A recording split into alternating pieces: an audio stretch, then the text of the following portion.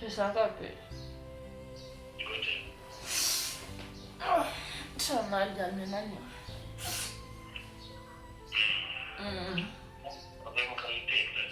Sana kazi nizo kana jisiri masata. Okay. No way that. But I'm just saying no sense. Ciao, mesene sgwenja. Kazi ko kazi.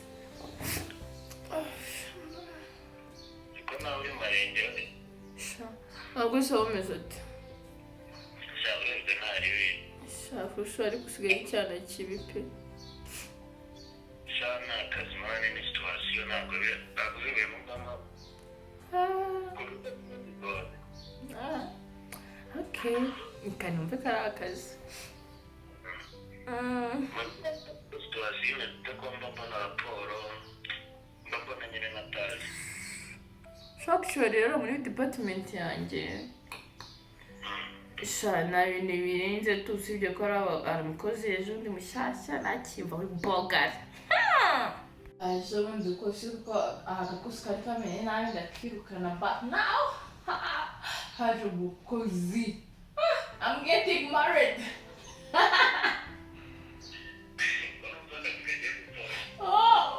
Oh, ubugabo butegure buri hafi cause ash.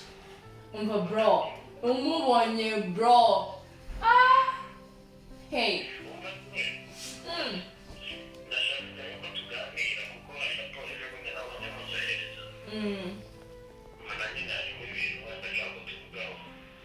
Okay.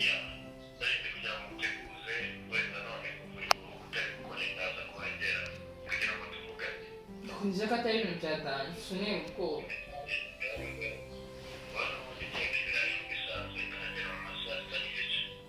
Sangwa ngizo kuri do shaturo daringa ibintu byo guteka umusi byanje Zagize kuri rero ndakodaringira ibintu byo guteka byo nakari byanje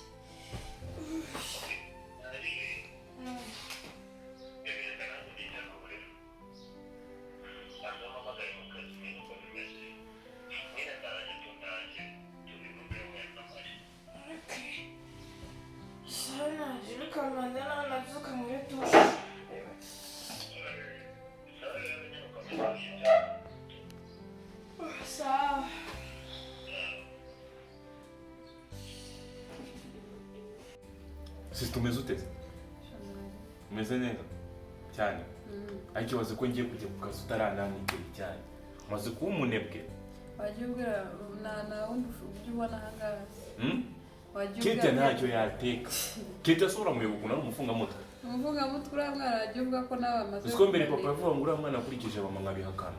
Saba mama yarafite amande nkari yawe. Njyambona uramwana nkazi pe. Siko yabona ngo tuje kwemeye mbega umwana. Karakana kukazaduhitana nuko. Njye igihe mbyuka numva nabyo byaye. Undi se wa mukobwa ujye uvugisha ajye ucaka kigura. Wowe hese. Nawe utamaze ibintu uri kumurikirana. Esha. N'ugisiza ndana ijwi rivuga ndavuga se ni base ya radio. Kumba umwana we baratete ijoro ryose. Asa makuru y'amanase. Kanyumvira vuga amanase ko twari tukiri ku mukobwa muvugana. Usigaye uratagisinzi. Uba igikora hasi unyibutse we. Ahubwo uba meza. Manase ameza ate bari mbibaza. Akoga muri ijijisha. Ubuye wese rega Manase muri shite kurushanje. Ndese namuhiki. Ntamuhikize nge namuhiki. Ahubwo se. Kandi nawe kugujya ngo ni brag. Umva se ya business yiwe ndashaka kuyijyamo. Kandi ntabwo nshaka kuyijyamo nk'umuntu uciriritse. Abiza abantu dufite bashiki bacu ntabwo tuba duciriritse. Hanyuma urashaka kujyamo ute? Nshaka kuyijyamo. Bro nawe nukansetse koko. Aka kanya utangiye gutekereza nose akazi wari wabonye. Nyibukije iby'akarakazi. Uzi ukuntu byagenze se? Nose nsubiruka mubwira ngo ngiye muri interview. Ubwiza ngo hari niyo nakoze. nabaye nyicara bakizana boss ahita ambwira ngo ubwo ari ngewe ngo naribinga akazi ndakabonye bya ibintu byo kungora ibintu nk'ibyo ngibyo. Ariko maze kubaka izina sigaye bakazi nari ibintu bagendeye. Shanti byaranyumije pe. Gusa bakimbwira ibintu bya interview abizi n'amashuri aho ibigo tuba twarize ukuntu bimeze. Ese numva ko ari utuntu turi aho ngaho. Gusa ko bani kabuze. Umva ngubwiye ibyo kwa Marase mani wanabereka. Basura uri umuntu wo ubona company y'arantu yerekeza. Yego nyine arimo amafaranga ariko nanone ubu mwajya gukora nako. Shaho ndabizi impamvu uri kumbuza kwa Manase nuko mwa mutameranye neza wenda gutekereza ko none n'amagambo maze imisi mubwira. Hoya. Shana sinabega nabi ko. Nanyumva ukuntu bibimbwira useka mani. Nisirarira. Rega njye nakubwije kuri cyage nari nkomeje ntabwo Manase byava. Ahubwo mva mubwira igitekerezo. Washatse amafaranga ukikorera. Ubundi uzajya ura wirirwa inyuma y'abakire reba Manase muri inshuti. Ariko afite company naho handi wabonye swambwiye ngo boss ngo ni ngo umuntu mutoya yanyishimiye n'umukobwa ahubwo turashize n'umukobwa ukiri muto nibyo uze nagashobora ko arengeje imyaka 25 uko namubonye ukuntu amafaranga waho ndi mwavuganaga ndamusabiye ukuntu ubona amafaranga urabizi ariko twanavuganye ko yigeze kumamagara mu biro byiwe arambaza uti se mfitiye business nyine iziye ntego iki ambwira ngibyo ndamubwira uti ibintu bimeze neza ntacyo bitwaye business njemo nkuje kwiteza imbere nta kintu kizangirika ku bushake bwanjye kereka wenda hageze ibindi bintu biza kuvuka by'umuntu batapanze gusa nta kintu byanurukaho nishimira mvugisha neza nambwira yuko ni hageze n'ibyangirika nta kibazo afite ukuntu yabihanduringa we ku giti cyiwe yo wayitsindiye mukobwa nyine ntakubeshye pe nabonye afite ukuntu ari kundeba afite ukuntu ari kumvugisha nabonye nyine bitandukanye n'abakobwa muri iyi si ni gutyo byagenze ngata umuntu nkabona ukuntu akazahise ukabona ngo ugiye gukora interview ngo piki ariko abana bo mu bakiro tuba dukunzwe dukunzwe iyo umuntu aje mu kazi kawe ubona ukuntu yambaye ngo ukuntu mba nagiye mu kazi nambaye kandi ku munsi wa mbere wabemeje cyo kora ariko mvuga mubwire kara kantu uzagatekerezaho mani ushaka ibiciro utangiye wikorera mbese njye ntabwo uzi ukuntu natangiye akantu ari akantu gatoya kwikorera ntabishobora ariko si kwikorera guhemba abakozi iki stress z'ibiki akazi business barayihombeje ngo barayihombeje bagusubije ku isuka amagambo y'abantu bahanze urabizi umuryango duturukamo na urawuzi mwebwe abakobwa ikintu cyo gituma mushobora kwishingira business kandi zigatera imbere nuko akenshi usanga nyine iyo uri mwiza noneho cyane nkawe muri business yawe akenshi ngerayo hora abagabo ariko nta bagabo babora ndetse abagabo baba baje kureba ibyo muri abaje kundeba hoye nyine urumva nyine ko uri umukobwa watrapitinga abagabo ukumva nawe twega abahungu ushobora gusanga yewe shaho ubwo we nabyumvishije ikintu ushaka iyo company wayitsindiye niwijijisha kwa Manase niwe mbona bahemba neza cyangwa Manase nawe urabiza amafaranga kigira ubwo Manase we mbona ari n'akajeje unagiyeyo nawe byarangira company bayiya ara n'ibyango uzageye ara cyaze ni mara kwa ikibazo Manase byakunda ari uko ngiye nkomeje kumwigira inshuti kandi ntabwo nashobora wowe ubundi iyo tugeze ku ngingo ya Manase njya mbona usa nk'uri kundakaza reka tureke tutabipfa ndakuzi wagira ngo ese ubundi uriya Manase uretse amafaranga reka twirengagize iby'amafaranga mukurikiye sibyo nawe umuzane gutyo umuzuminge Manase mu maso yawe nk'umukobwa ubona wamukunda of course abakobwa mukunda amafaranga Manase afite amafaranga wowe yakunda kundusha urabizi ariko njye nkunda amafaranga ariko niba n'ikintu Imana izangeza mu ijuru urabizi ngo ibintu dukundana ngo hano ku isi no mu ijuru tuzabihabwa njye n'amafaranga nitaye ku byo mu ijuru nahaha nitaye ngo amafaranga mu ijuru yabesha gute njye nkunda amafaranga ariko rero buraka mubwire ahubwo ngira ngo bimaze kubona ko wajya wabonaga njye tuvukana kuko iyo murebye nkareba na Keti uriya mwana siga bitanu ngasanga yabijyanye ishakoshi yanjye arayisaka Kete yawe n'akasamutwe. ikanzu zanjye ntiziba zimukwiye ariko njya kubona ngo nayikweze maragiga agasugana umwana w'imyaka 10 n'ingahe asigaye ashaka kwambara inkweto ya high heels udukanzu tw'ibirori Kete kimushukanura mu bihe byiza kiri muto.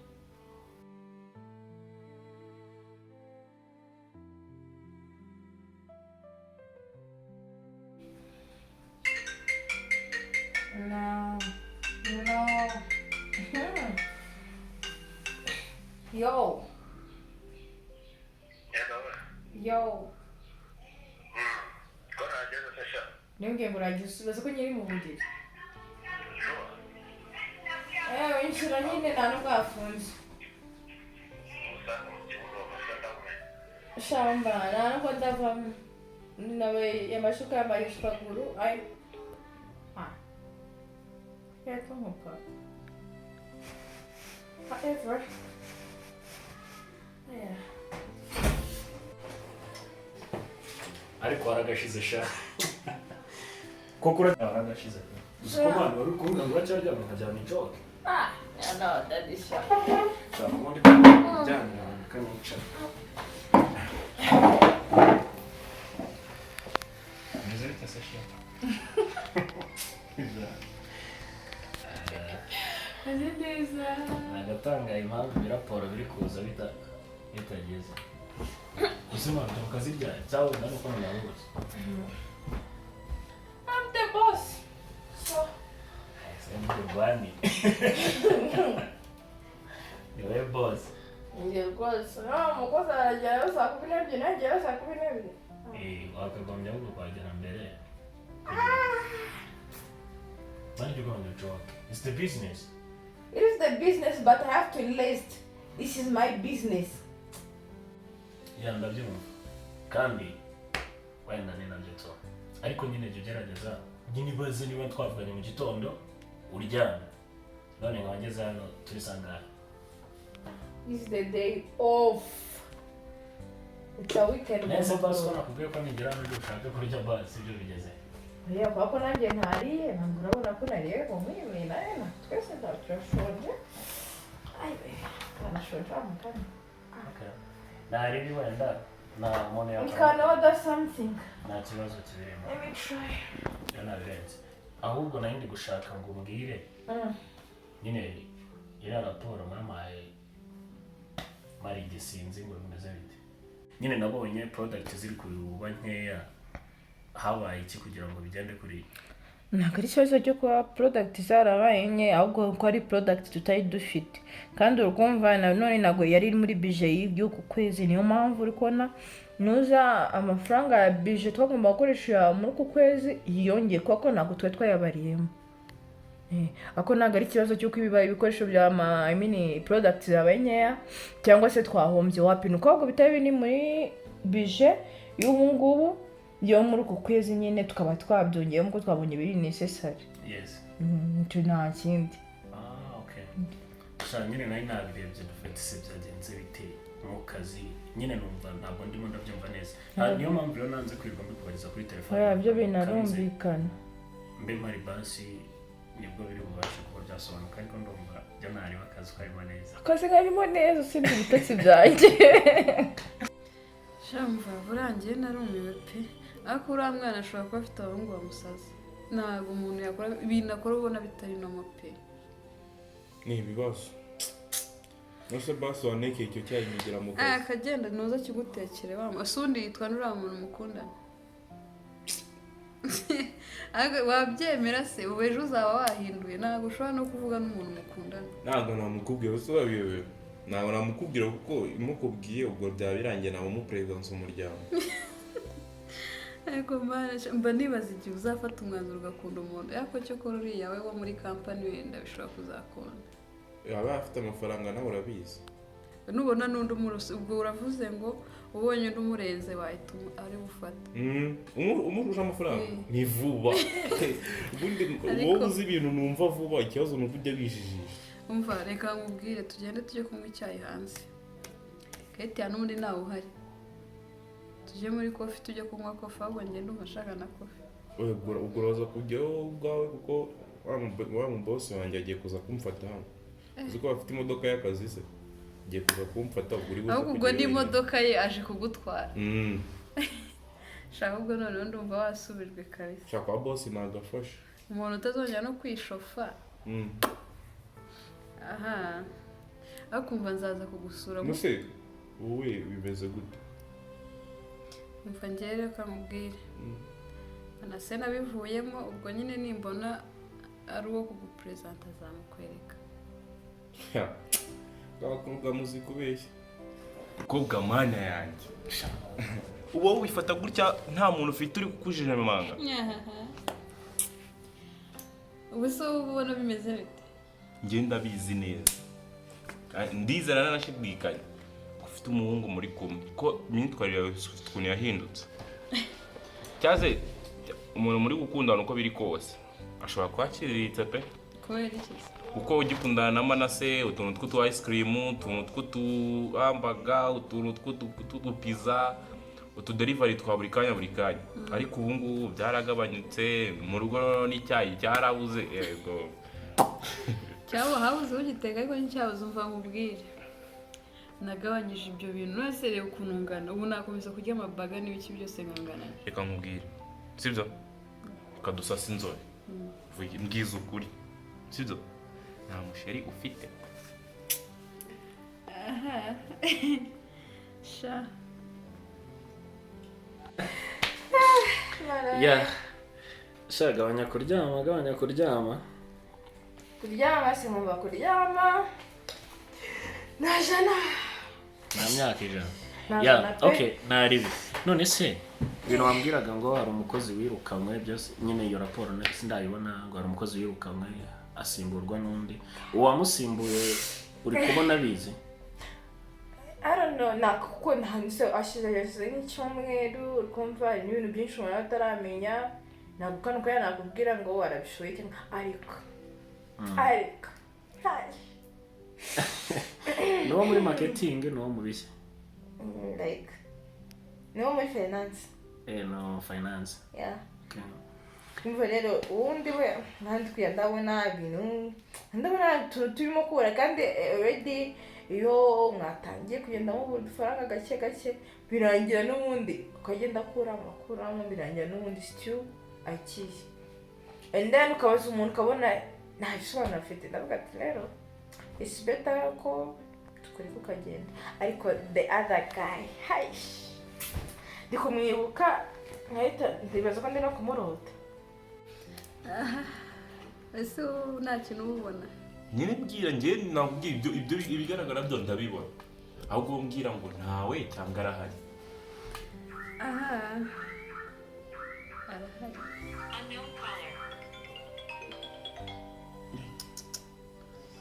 Kazi baramuga menya aho boss yahageze.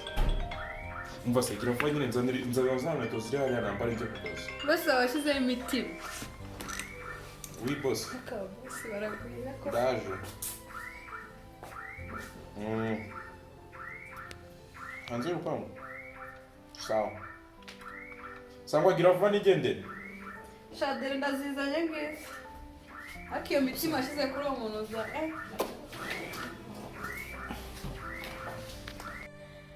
Bandi no kumurota iwe.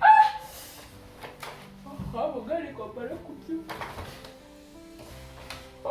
Kazi karapfuye noneho karabaye. Umuntu ashaka. Nese baso umukozi wamukuye. Haje kwa applying. Baje vacancy azoka applying nk'abandi. And then ugiye gutanga akazi ugendera physical appearance. Nese bibazo namwajije yarabisubije nabandi barabisubije ariko bata. Kuva byose ugomba kubireba ni isura ya company. Iyo interview ndumva nyikemara. Like kubera ko ntabwo nyine numva buryo umukozi amaze 1 week only 1 week ariko uri kuryama. Oh my god. Ntabwo byumvikana ni n'ikibazo ariko icy'ingenzi ni uko nkubona wishimye. For sure. Niwe system mfite byose nkora nyine tu bashaka ngo wishime. Amen. Vitwara no delivery guy aje kanze yakurira ibyo natumije ambo kandi ngira uburyo byinshi. Okay, naribi. Gusa nyine. Okay. Wagitaye.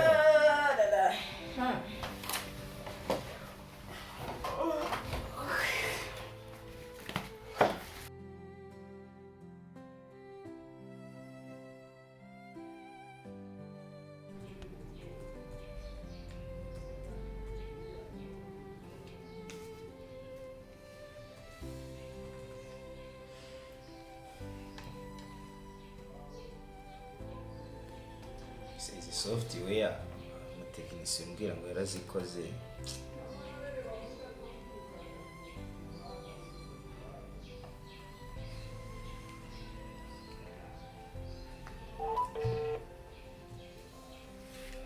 Hello Shaki. Oui. Waramutse neza? Meze neza nta kibazo. Amahoro. Ni amahoro kabisa. Nagira ngo nkubaze ku izi software ko mbona batakiri gukora order online ngo barimo bamamagara ngo bakoze order simbibone. Oya byapfiriye mu masetting. Hari CD ya uretse natondebe. Hari CD nari mfite najyanye. Ya 207. Kanze ndazanye kuzanira ya setup. Wakiranje ukayingezaho none ahangaha se ko mbona ndi mu kazi kandi nenda kugenda. Kandi nkaba nshaka gusiga icyo kibazo gikemutse kuko urumva iya mbere yari irimo yarahiye kandi ya kuri 30. oya yifata uyizane nta kibazo cyangwa nuko bikunda nta kibazo tuyizane ndi bano mu kazi. Sawa nta kibazo. Sawa. N'utundi tuntu na wifi yawe ifite ikibazo nayo sinzi. Urumva nyine byose nyazo ngwino bitekinike turebe nta kibazo. Sawa bose. Tekinisiye mwana.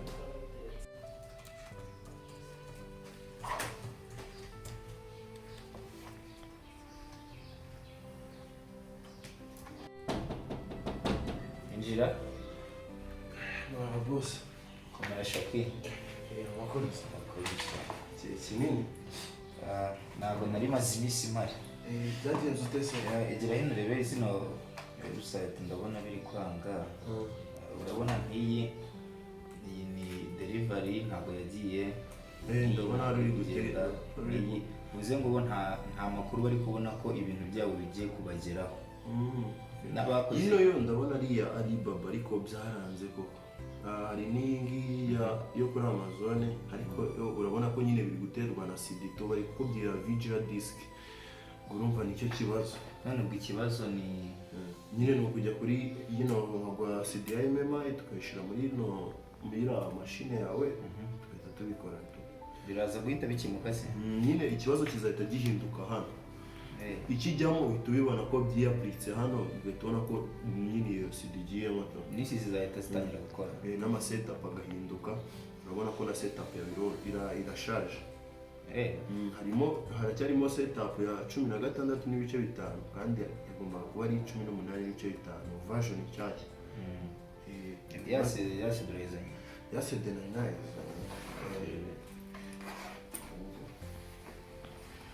Ajya ngigura.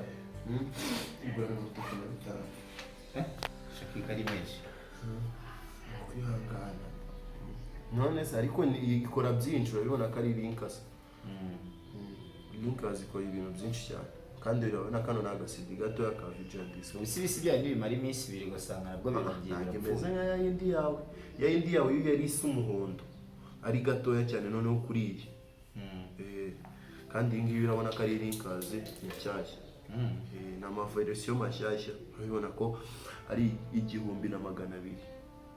Aje kuri kuyibona. Irakorana n'ira machine se. Irakorana nayo ira machine ya iraninga nta kibazo. Okay. Genda comeke mo turebe niba biri buze kugira niba biri buze gukora. Ariko CD ntabwo nayishyuye. Ntabwo nayishyuye. Okay. Nta kibazo ndaguhera amafaranga cyane. Na wifi yawe urabona ko ifite ikibazo. Byose genda ugerageze urebe dutara duke. Genda ugerageze urebe genda. Cyangwa se no gushira. Ntabwo ari ugushira. nayo ifite ikibazo ariko igifite kuri poti iri imbere. Biga byanze banandi no kukonegita telefone yanjye. Shyiramo turebe kano kazi nkarangize vuba ngende. Mfite amasaha makeya. Nanjye hari abantu benshi ngiye gukorera. Sawa. Gerageza urebe sawa. Sawa. Ubwo ngubwo uraza umbwire ko bise bikunda. Ushaka utwara amafaranga. Sawa. buriya njye mba mfite icyizere nidufatanya amafaranga azaza tuzahera kuyo mfite uriya ubona yabura amuhaye 500,000 cyangwa miliyoni nk'ebyiri ariko kubera ibitekerezo agakomeza agaseriva igihe kinini oya njye ndakubwira kubera ukuntu iyo nganira nawe mbona afite ibitekerezo niyo namuha 500,000 cyo mu minsi ingahe miliyoni zaba zinjiye ko bigoye ariko buriya umuntu ukora mu mafaranga wese amuvunye kuri seriva uraza agaciro k'amafaranga niyo mpamvu uvuga niyo namuheza make agashora njye numva bitazavamo rero shaka tubihari njye numva ari njye bitavamo pe shaka wenda kuzi n'ubundi ukunda abantu bafite amafaranga njye nyine nkunda amafaranga si ubwo umuntu atari ubuzima akiri umukobwa yaburya ari umugore none so uwo muhungu uba ushaka ufite amafaranga umva courage agomba kuyagira none se iyi si wayibamo nta mafaranga ubwo bikemera ugashaka yawe oya mugomba gufatanya ndetse ari urukundo n'amafaranga wumva ushaka iki byose bifatanyije byose byakwemera ari amafaranga n'urukundo rwanjye urukunda byose ariko niko bimeze pe yatari muri iyi minsi nyine biragoye abantu bose imyumvire nuko imeze baba bumva ariko kubyuka ku mureti saa sita kuko ni mugoroba mugahindura nyine mba mubona watwitse buri munsi usohoka ariko se kubahinduranya ubundi wazafasha umuntu indi imwe itera bwake wa muntu we ubu nta muntu urabona urakunda basi uvuga uti uyu muntu namwiyumvishe ariko reka ngutere story ejo bundi nari ndi ku muhanda kuri street mpura n'umuhungu telefone yanjye niho ndavuga ati reka muhamagare antize amayinite ndavuga ati ndagenda abanije amayinite umuhungu mwiza muremure afite disipurine umva ibintu byose nizeye ko yari nko muri za namubonye ndavuga wawu ndavuga sinarota muretse oya se tugomba kumwiteretera ko byagenda kose turashize noneho umuntu wakurashingiye nizeye ko ubu ngubu yari ari mu modoka ya filime njye namubonye arimo kugenda bisanzwe mutira amayinite nta modoka nta kintu wapi gusa nuko namubonye ari mwiza nahita avuga ati mana ndakurashinze birarangiye twese bakunze umuhungu nta n'ikofi mubonanye nta n'iki sinkiryama singisinzira nashakije nimero aho mana kuyibona byarangoye ndetse reka nkubaze uburamutse usanga ari nk'umukara ntibyagenda gute subwo ndikuba nakwihangana twazashaka kumana urimo kungira inama yo kureka umuseriveri none wakunze urimo uravuga ko wakihangana ngende kumva bitabaho banze urukundo ari indwara ahari umva wowe turware kimwe n'inshuti yanjye ariko mana we ariko nzamusaba amafoto basi mukwereke umva uzamunyereke aguteye amatsiko kuri pe ndumva nshaka kumenya umuntu wagushituye umwana agahinduka mu minsi ingahe sinkiryama singisinzira nsigaye numva niko gatima wari umaze iminsi mbona utakizerera wagiye za hehe ngo za Kibuye ngo hehe ngo i Kigali naho ngaho ndi gushaka ukuntu basi ngaho tumaze kugira ndi gushakisha niba twabonana umutima usigaye njya ndi kumva ashagaye ndetse reka mubaze basi bari bamuvugishaho uwo muntu ariko twaravuganye kuba gusa bisanzwe mwabibwiranye se reka aribwiranye ariko nyine ni ibyaho ngaho twari utuntu dukeya ko akunda aba afite udusoni byashoboka buriya shaka wakunze ibintu birakomeye ubazana ya ntambara yo muri kirere nako bwiza kurangira wowe ugakunda umuntu utamukurikiye amafaranga utabonye imodoka iparitse hano utabonye iki sinabigenza gute ariko nabonye disipurine bya disipurine zo ndajya gukonta ahubwo urukundo koko ni indwara shamba mubwire rero ubundi njyewe waje kunsura nawe ngiye kugenda mfitanye date nawe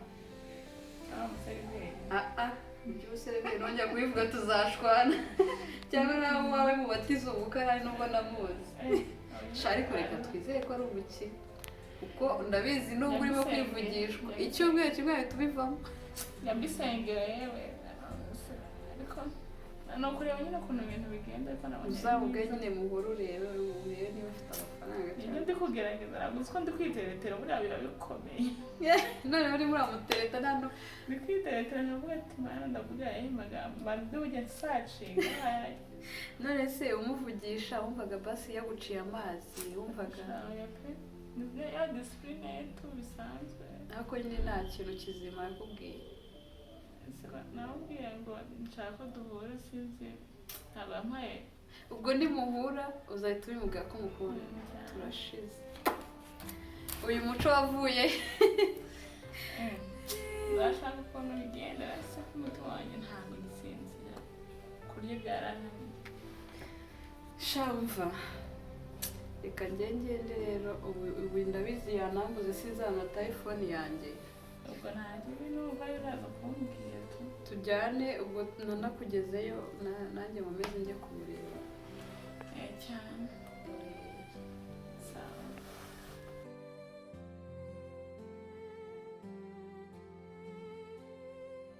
bebe reka mubwire pe sibyo iyo utari hafi yanjye mba numva ndi kubura ibintu byinshi cyane muri njye shaka ahubwo ni njyewe warakoze kunkunda bebe warakoze kunkunda nyine mba nabuze uburyo mbivuga ntabwo ubibona we oya ariko mba ndimo kubyuvuga uba urimo kubwira umuntu nawe ukumva